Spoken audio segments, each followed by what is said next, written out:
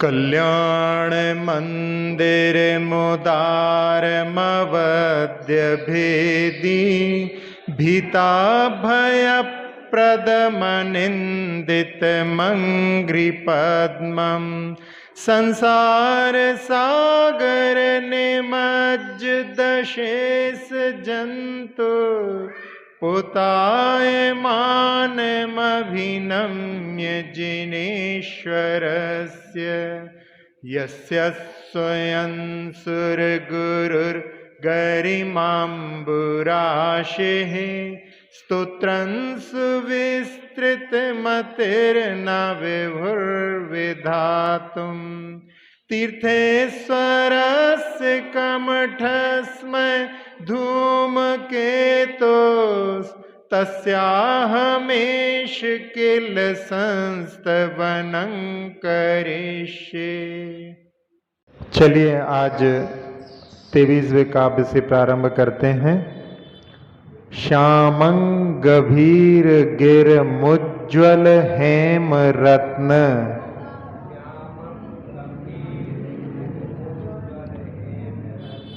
श्यामं गभीर गिर मुज्ज्वल हेम रत्न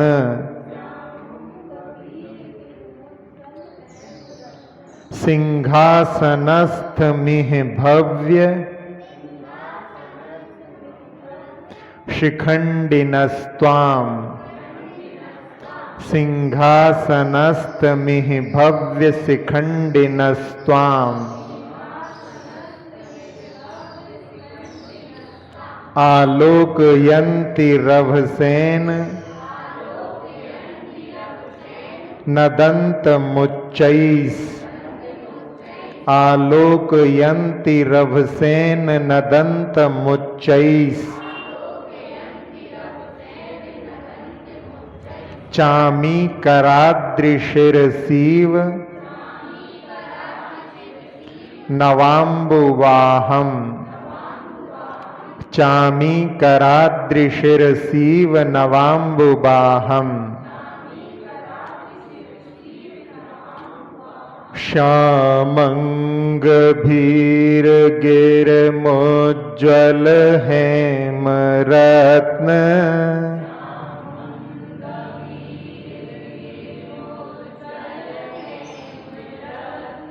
श्यामं गभीर गिर मुज्ज्वल हेम रत्न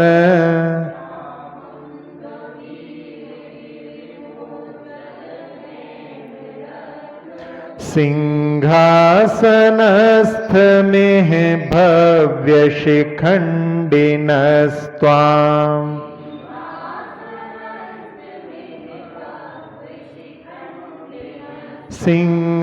सिंहासनस्थ में भव्य शिखंडिनस्त्वाम्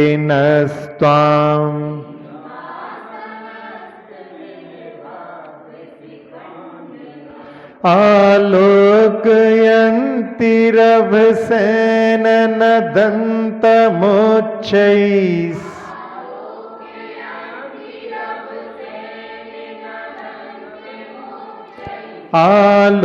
आलोकयन्ति रभसेन नदन्तमुच्चैः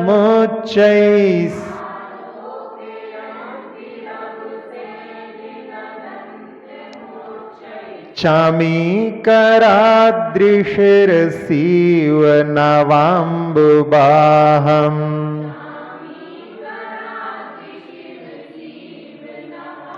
चामीकराद्रिशिरसीव नवाम्बुवाहम्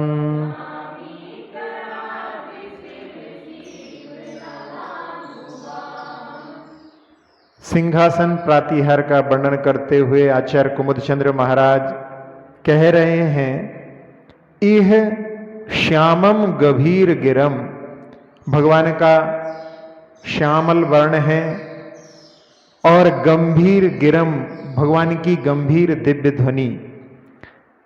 उज्ज्वल हेम रतन सिंहासनस्थम, जो निर्मल स्वर्ण और रत्नों से बने हुए या स्वर्ण के बने हुए रत्नों से जड़ित सिंहासन पर स्थित हैं। त्वाम भव्य शिखंडिनः, आपको भव्य जीव रूपी मयूर, चामी कराद्री शिरसी, चामी कर स्वर्ण के लिए कहा जाता है, जो स्वर्ण में मेरू पर्वत है, अद्री पर्वत के लिए आता है, तो जो स्वर्ण में मेरू पर्वत है उसके शिखर पर उच्चई नदंतम, जोर से गरजते हुए, नवाम्बु बाहम एव रवसेन आलोकयंती, नूतन मेघ जब पहली पहली बार जब बादल आते हैं काले काले होते हैं तो वो गरजते हैं, ऐसे जैसे मेरू पर्वत पर काले काले पर्वत काले काले बादल गरज रहे हों, ऐसे ही भगवान स्वर्णिम सिंहासन के ऊपर उनका जो रंग है श्यामल वर्ण, ऐसा लग रहा है कि भगवान की वाणी उस समोषण में खिर रही है। तो जैसे उनको देख करके मयूर नृत्य करने लगते हैं, ऐसे ही पार्श्वनाथ भगवान को सिंहासन पर विराजमान देख करके भव्य जीव भी वहां पर आनंदित होकर के नृत्य करने लगते हैं। तो ये सिंहासन प्रातिहार का वर्णन, जिसमें जिस सिंहासन पर भगवान विराजमान होते हैं उसको भी वहां पर स्पर्श नहीं करते, 4 अंगुल उसके ऊपर विराजमान होते हैं। तो जिस प्रकार से जो अपने आराध्य को देख करके हर्षित होता है, उस प्रकार से वहां पर बादलों को देख करके जैसे मयूर वहां पर गदगद होकर के आवाज भी करने लगता है और नृत्य करने लगता है। आचार्य श्री को भी देख करके कई उनके ऐसे भक्त हैं जो जैसे ही उनको देखते हैं और उनके मुख से जो है शब्द निकलने लगते हैं, नृत्य करने लगते हैं। एक वृद्ध व्यक्ति थे, वो जैसे ही आचार्य जी को देखते थे और बस मेरे केसरिया नाथ, और ऐसे उनके एक एक अंग में वहां पर फड़कन, जिसमें कि हर्ष उनके मुख से ही नहीं पूरे शरीर से व्यक्त होता था। तो जो अपने आराध्य को देखता है तो हर्षित हुए बिना नहीं रह सकता। आचार्य जी ने दोहा स्तुति में भी भगवान की स्तुति करते हुए लिखा है, तुम जिन मेघ मयूर में गरजो बरसो नाथ, चिर प्रतीक्षित हूँ खड़ा ऊपर करके मात। तो भगवान को मेघ के समान और भगवान गरजिए बरसिए, इस प्रकार की प्रार्थना भक्त भगवान के चरणों में जो ऊपर मात करके खड़ा हुआ है, ऐसी भावना होती है। जहां सिंह भगवान के आसन के नीचे लगे रहते हैं, उत्तर पुराण में आचार्य गुणभद्र स्वामी ने कि सिंह जाति से क्रूरता से युक्त होते हैं और उस क्रूरता प्रधान शूरवीरता से जिन्होंने पहले बहुत पाप का अर्जन किया है, जिनको पंचानन भी कहा जाता है, 5 मुख से यानी 4 हाथों भी जो नाखून निकलने के बाद मुख जैसे लगने लगते हैं, तो ऐसे 5 पापों का अर्जन उन्होंने किया है। और उसको हटाने के लिए ही, उसको दूर करने के लिए ही मानो भगवान के सिंहासन में नीचे आकर के लग करके अपना प्रायश्चित कर रहे हो, ऐसी उत्प्रेक्षा उस उत्तर पुराण में भगवान की स्तुति करते हुए सिंहासन प्रातिहार में की है। आराध्य का स्थान हमेशा ऊंचा होता है और आराधक भगवान की आराधना करने के लिए नीचे बैठता है। पार्श प्रभु अपनी वाणी से बहुत कुछ दे डालते हैं और साथ ही साथ में वहीं तक केवल उनकी सीमा नहीं देने की, उनका दातृत्व बहुत विस्तृत है। भगवान के माध्यम से क्या प्राप्त नहीं होता, भगवान सब कुछ दे देते हैं। आचार्य समंतभद्र स्वामी ने रत्नकंड श्रावकाचार में कहा है, देवादिदेव चरणे परिचरणम सर्व दुख निर्हरणम काम दुहि काम दाहिनी परिचुनिया दाद्रतो नित्यम। भगवान की आराधना सभी दुखों को हरने वाली है और जो भी इच्छित मन में भावनाएं होती हैं उनको पूर्ण करने वाली है और सारे विकृतियों को, विकारों को दूर करने वाली होती है। इसलिए भगवान की आराधना प्रतिदिन आदर के साथ में भक्त के लिए करना चाहिए, करता है। भगवान की आराधना सारे विकारों को दूर करने वाली होती है। एक व्यक्ति मजबूरी में अपने परिवार से दूर नौकरी करने के लिए दूसरे शहर में रहता था, क्योंकि नौकर जो नौकरी करता है वो 9 कर चुकाता है, उसको 9 टैक्स देना पड़ते हैं। कोई लेने वाला टैक्स नहीं है, लेकिन फिर भी उसको नौकर है तो 9 टैक्स चुकाना पड़ते हैं। अपने धर्म को उसको छोड़ना पड़ता है, यानी धर्म का पालना अच्छे से नौकर नहीं कर सकता। अपने शरीर को भी, शरीर के भी स्वास्थ्य से भी समझौता करना पड़ता है, अपने परिवार से भी, अपने आदर्शों से भी, अपने कुलाचार से भी, ऐसे 9 कर उसको चुकाना पड़ते हैं। तो वहां पर वो माता पिता वृद्ध थे और उनकी सेवा में अपनी पत्नी को छोड़ करके वहां पर रहता था और ऑफिस में उसका किसी भी काम में मन नहीं लगता था। ना भोजन में रुचि थी, ना काम में रुचि थी, ना रात्रि में निद्रा ढंग से आती थी। बड़ा परेशान। एक दिन जिनालय गया, वहां पर कोई मुनिराज आए हुए थे और मुनिराज से उसने देखा कि कोई व्यक्ति अपनी समस्या का जिक्र कर रहा था कि महाराज जी हम क्या करें, हम बड़े परेशान हैं। और उसने देखा कि महाराज जी कुछ सुझाव समझौता करने के लिए उसके लिए बता रहे हैं, तो उसको बड़ा अच्छा लगा और उसने सोचा कि मैं भी अपनी समस्या महाराज जी के सामने प्रकट करूं।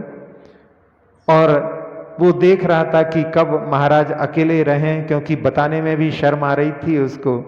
और जब उसको मौका मिला, उसने अकेले में महाराज जी से अपनी झिझक वहां पर प्रकट कर दी। महाराज ने कहा, तुम भगवान की आराधना, अभिषेक पूजन करते हो क्या? नहीं। अरे महाराज जी मैं तो आपको अपनी समस्या बता रहा हूं और आप मुझे कहले नहीं, हम तुम्हारी समस्या का समाधान ही बतला रहे हैं, तुम्हारे पास समय नहीं है। महाराज जी सुबह सुबह से ऑफिस जाना पड़ता है। कितने बजे? 9:30। अरे 9:30 बजे? अब महाराज जी रात भर नींद नहीं आती, सुबह सुबह ही नींद लगती है।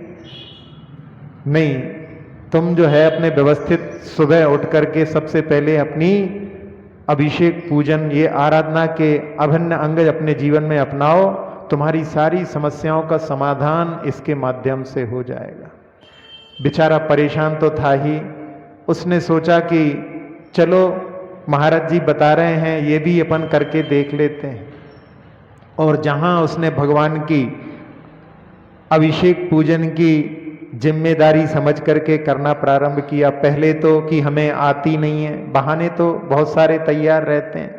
महाराज ने कहा, किसी भी व्यक्ति से तुम जा करके निवेदन करना कि भैया हमको अभिषेक पूजन नहीं आते हैं, हम आपके साथ में सीखना चाहते हैं, आप हमको सिखाएंगे क्या?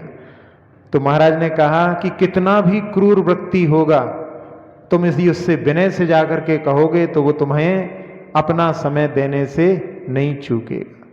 और उसने निवेदन किया और व्यक्ति ने वहां पर कहा कि हाँ हाँ आइए आइए, हम आपको बिल्कुल पूरा जैसा हम करते हैं वैसा हम बता सकते हैं। कह नहीं, आप जैसा करते हो बस वैसे ही तो सीखना है हमको। और उसने सीखना प्रारंभ किया।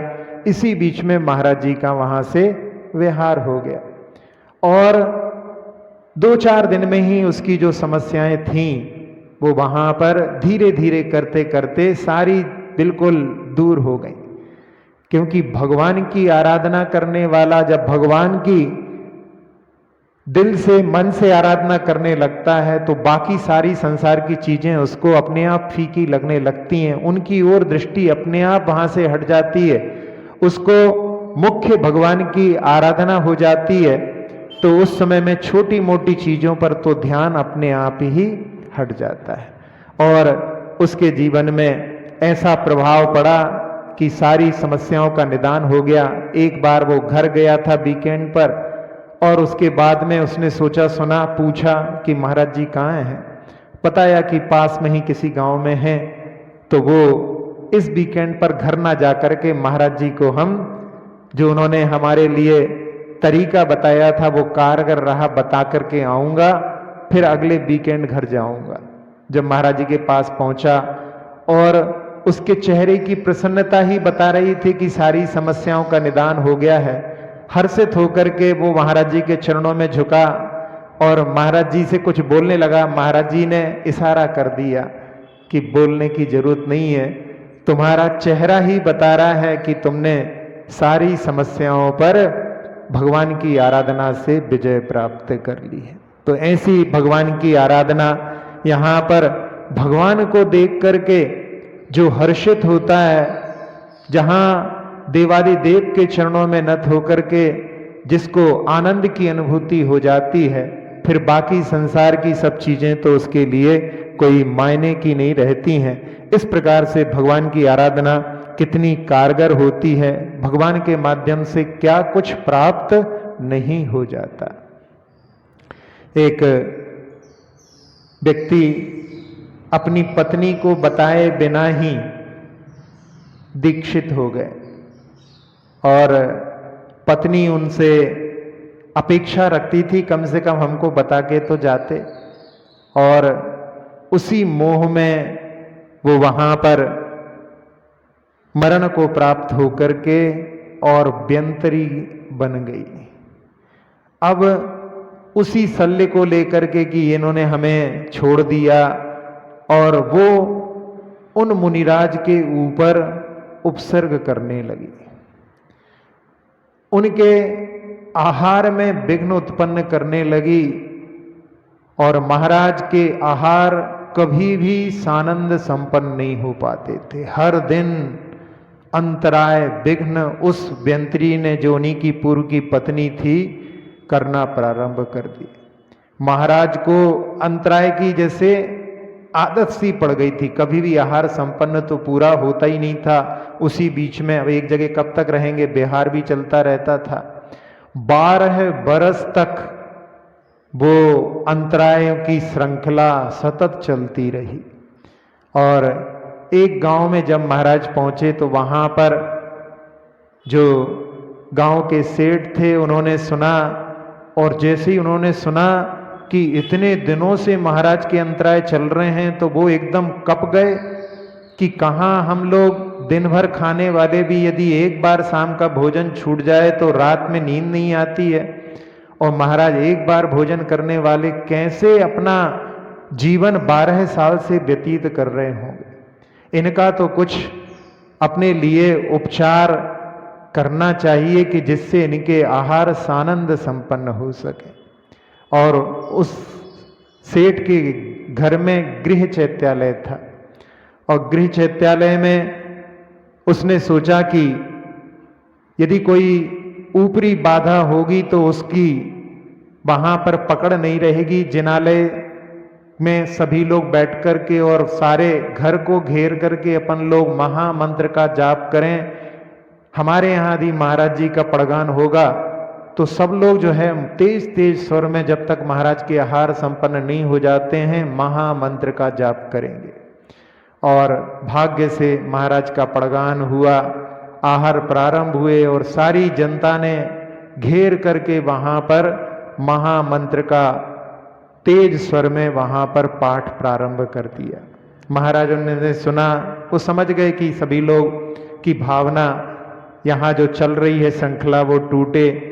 और उस व्यंतरी ने प्रयास किया, लेकिन जिनालय भी था वहां पर और महामंत्र के प्रभाव से वो वहां पर घुसने में समर्थ नहीं हो पाई। बहुत बार उसने प्रयास किए और जब वो सफल नहीं हो पाई, और यहाँ पर सावधानी के साथ में सभी लोग कुशलता के साथ में आहार दान की क्रिया में लगे हुए थे, और जब जयकारा गूंजा कि आज महाराज के आहार सानंद संपन्न हो गए हैं, तो सभी लोगों में हर्ष की लहर डोल गई। वो जगह आहार जी है जहां पर महाराज के 12 वर्ष के बाद में आहार सानंद संपन्न हुए, और उसमें वहां पर जो मंदिर का निर्माण पाड़ा शाह के द्वारा हुआ है वो बाद में हुआ है। पाड़ा शाह एक बार जो व्यापार करते थे रांगा का, वो लेकर के आ रहे थे और उन्होंने वहां पर खोल करके देखा तो उनको चांदी दिखलाई दी, और उन्होंने कि भैया हो सकता है वो सेठ ने हमको गलती से ये भेज दी हो। वो वापस गए देने के लिए, तो जिससे लेकर के आए तो उसने कहा कि 15 दिन से तो हमारे यहाँ चांदी का टुकड़ा का भी व्यापार नहीं हुआ है, हमने तो आपको रांगा ही दिया है, खोल करके दिखाओ। खोल करके दिखाया तो वहां पे फिर रांगा के रूप में ही दिखाई दिया।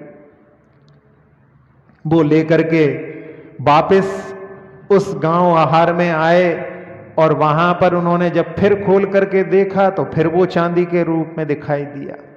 तो उन्होंने सोच लिया कि हो ना हो इस क्षेत्र का ही ऐसा प्रभाव है, इसके कारण में ये हो रहा है, तो यहीं पर एक भव्य जिनालय का निर्माण इस धातु की जो मुद्रा है उससे कराया जाएगा। और उस समय में उन्होंने शांतिनाथ भगवान के मंदिर का निर्माण वहां पर कराया। तो यहाँ भगवान की आराधना से किस प्रकार से यहाँ पर अपन ने उसमें पढ़ा कि देवादिदेव चरणम परिचरणम सर्व दुख निर्हरणम। भगवान की आराधना से सभी दुखों का क्षय हो जाता है, नाश हो जाता है। इस प्रकार से भगवान की आराधना क्या क्या नहीं प्रदान करती, ये हमें इस काव्य में भी यहाँ भगवान को देख करके व्यक्ति भक्त यदि हर्षित हो रहा है, इसका मतलब है उसकी सारी समस्याएं भगवान के चरणों में आकर के निश्चित रूप से दूर हो गई हैं। वो प्रसंग भी आप लोगों ने सुना होगा जिसमें कि जब पाकिस्तान और भारत का विभाजन हुआ था, वहां पर जो लोग जैन थे वो अपने अपने जिनालयों को लेकर के, जिनालय तो पूरा लाना संभव नहीं था, लेकिन जिन बिंबों को लेकर के आने के लिए कटिबद्ध हो गए, और जहां से जैसा बनता था वहां से बच करके निकलना, क्योंकि उस समय में इतनी जनहानि, इतनी मारकाट चल रही थी कि वहां से बच करके जीवित आना एक प्रकार से जैसे नरक से निकल करके आने जैसा था, यानी बहुत ही मुश्किल, असंभव जैसा कार्य था। और उस समय में मुल्तान से उन्होंने जिन बिंबों को 148 जिन बिंबों को पत्थर आदि के जो थे उनको लेकर के वो वहां के एयरपोर्ट पर पहुंच गए, और इतने सारे जिन बिंबों को देख करके एयरपोर्ट अथॉरिटी में वहां पर वो कहने लगे कि इतने सारे भगवान, इतने सारे पत्थरों को लेकर के जाओगे तो फिर तुम लोगों के लिए बैठने के लिए जगह कहाँ मिलेगी। और पहले तो उन्होंने कहा कि ऐसे पत्थर तो कहाँ ले जाना है, तो उन्होंने कहा कि भारत में सांगानेर एयरपोर्ट पर ले जाना है। तो उन्होंने कहा कि जयपुर राजस्थान में तो बहुत सारे अच्छे अच्छे पत्थरों की खाने हैं, मार्बल की खाने हैं, फिर क्यों इन पत्थरों को ले जाने के लिए तुम प्रयास कर रहे हो, वहां पर मिल जाएंगे। उन्होंने कहा कि आपकी नज़र में ये पत्थर होंगे, हमारी नज़र में तो ये हमारे भगवान हैं। और उस समय में उन्होंने कहा कि यदि आप हमको नहीं ले जा सकते तो कोई बात नहीं है, लेकिन हमारे भगवान को आप वहां पर ले जाना, और एयरपोर्ट से वहां पर किसी जैन को बुला करके और उनको सुपुर्द कर देना। हम भले नहीं जा पाए, हमारी जान चली जाए तो हमें कोई चिंता नहीं, लेकिन हमारे भगवान सुरक्षित पहुंचना चाहिए। जब पायलट आदि ने ये सुना कि ये अपने भगवान के लिए इतने समर्पित हैं कि अपनी जान की भी परवाह नहीं कर रहे हैं, तो उन्होंने कहा कि फिर तो आपके भगवान भी जाएंगे और आप भी जाएंगे। और सब लोगों को वहां पर बैठा करके जब उन्होंने, लग रहा था कि वो हवाई जहाज ज़्यादा ओवरलोड के कारण में वहाँ पर नहीं उड़ पाएगा, लेकिन लगा उन लोगों को ऐसा कि जैसे फूल जैसे भगवान हो गए थे और उनकी सानंद यात्रा सुरक्षित भारत में संपन्न हो गई।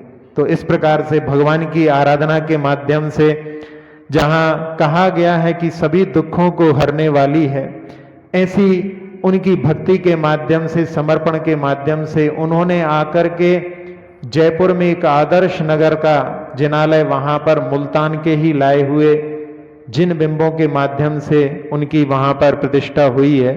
तो ऐसे भगवान की आराधना कितनी हमारे दुखों को, हमारी सारी चिंताओं को दूर करने वाली है। इसलिए प्रतिदिन हमारे लिए भगवान की आराधना के लिए सबसे दिन का जो प्रारंभ का समय है निकाल करके करना चाहिए। साथ ही साथ में इसमें सिंहासन प्रातिहार का वर्णन है। सिंहासन जो होता है वो भगवान उसके 4 अंगुल ऊपर रहते हैं, यानी उसको स्पर्श नहीं करते। आचार्य श्री भी जब शिखर जी की यात्रा पर थे तो उस समय में भी उन्होंने उनके लिए जो सिंहासन कटनी वाले लेकर के चल रहे थे, एक आध दिन तो देखा आचार्य श्री ने उस पर बैठ गए, लेकिन हर दिन उनकी व्यवस्था में वो लोग लगे रहते थे। तो उन्होंने कहा कि हमारे लिए इसकी कोई आवश्यकता नहीं, साधारण पाटे के ऊपर बैठ करके वो अपनी यात्रा ने, उसके प्रति भी उनका आकर्षण का भाव नहीं था। तो ऐसे ही जहाँ भगवान के सिंहासन में भगवान 4 अंगुल ऊपर रहते हैं, उसके प्रति उनकी आसक्ति का तो भाव ही नहीं है, क्योंकि उन्होंने सब राग देश पर विजय प्राप्त कर ली है। ऐसे कई आदर्श उदाहरण भी हमें देखने के लिए मिलते हैं कि जिनको बहुत बड़ी बड़ी संपत्ति भी मिलने वाली होती है, लेकिन वो उस पर आकर्षित ना हो करके और उसको छोड़ करके एक आदर्श प्रस्तुत करते हैं। एक कलकत्ता के वकील साहब जिनके पिता के ऊपर 10 लाख रुपए का कर्ज था और वो पिता उनके बिना चुकाए ही मरण को प्राप्त हो गए, और उस समय में उन्होंने जिम्मेदारी लेकर के और 10 लाख रुपए कमा करके अंग्रेजों के जमाने में और उसको कोर्ट में वहां पर जमा कर दिया और पेपर में खबर निकाल दी कि जिसके भी वो हों, जिसके भी कर्ज बाकी हों, वो इन पैसों को लेकर के चला जाए।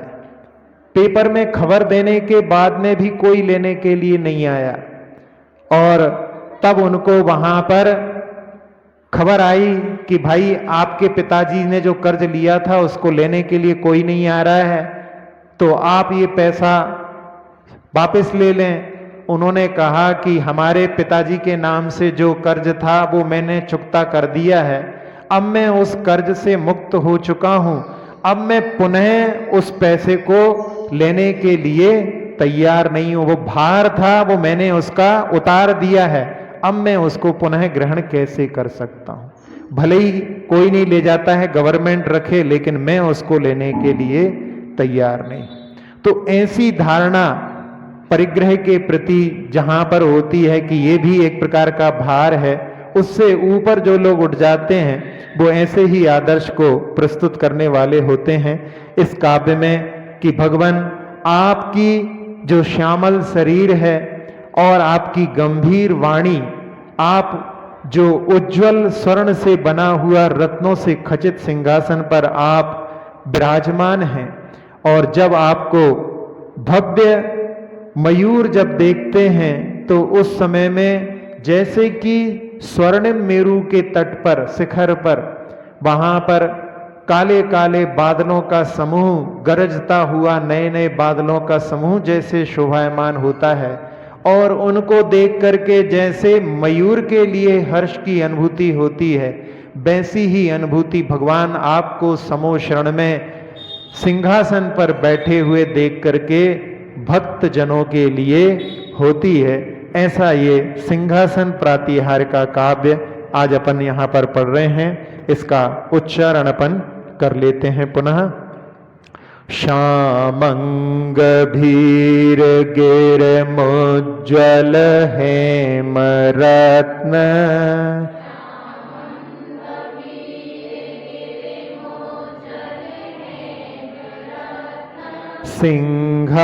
सिंहासनस्थ में है भव्य शिखंडिनस्त्वां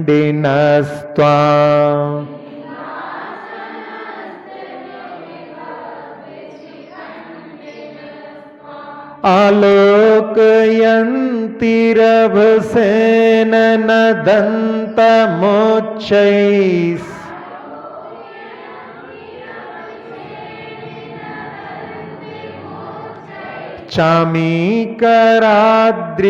चामीकराद्रिशिरसीव नवाम्बुबाहम्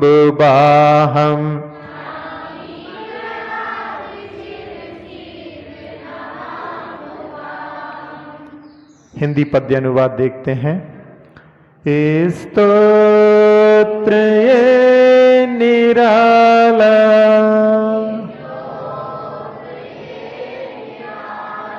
सब दुख को हरने वाला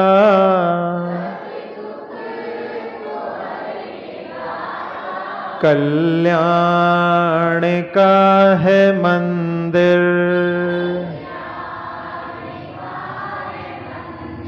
प्रभु गुण की है ये माला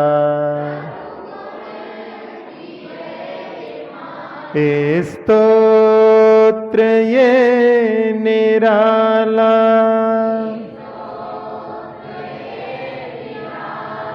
स्वर्णिम रतन सिंहासन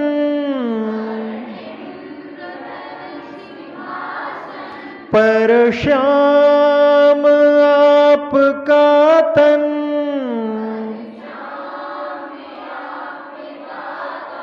गंभीर वाणी जैसे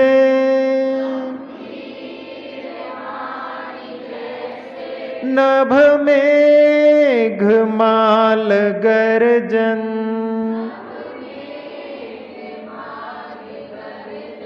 कंचन गिरी शिखर लख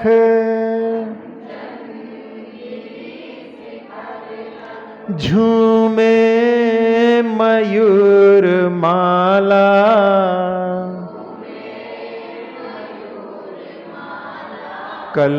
कल्याण का है मंदिर प्रभु गुण की है ये माला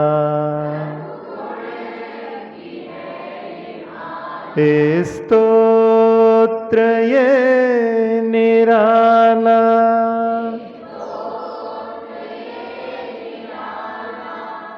अक्षर पद मात्रा से दूषित वचन अगर ममहीन रहे और प्रमाद कषाय के वश में सम्यक अर्थ विलीन किए जिन वाणी माता मेरी उन सब त्रुटियों को क्षमा करें दें आशीष शीघ्र हम सबको केवल लब्धि रमा मिले प्राप्त हमें हो बोधि समाधि परिणामों की शुद्धि हो निज आत्म उपलब्ध हमें हो शाश्वत सुख की सिद्धि हो चिंतित वस्तु दात्री माता चिंतामणि